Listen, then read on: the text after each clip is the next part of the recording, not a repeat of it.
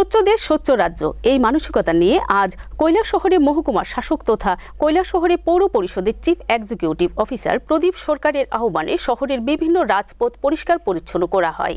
ঊনকোটি জেলার কৈলাসহর মহকুমা প্রশাসনের উদ্যোগে কৈলাসহর স্বচ্ছ ভারত অভিযান সংগঠিত করা হয়।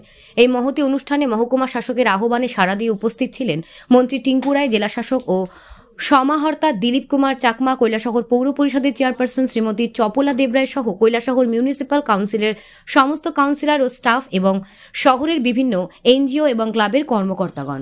স্বভাব স্বচ্ছতা, তো স্বভাব স্বচ্ছতাও যেন আমরা সবাই নেই।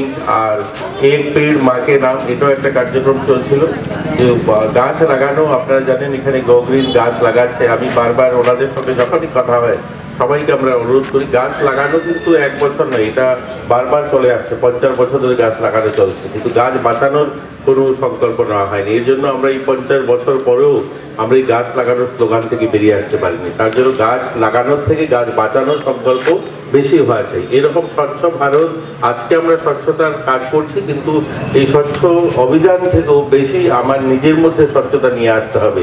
তবেই স্বচ্ছ ভারত নির্মাণ, স্বচ্ছ গ্রাম নির্মাণ, স্বচ্ছ শহর নির্মাণ সম্ভব হবে।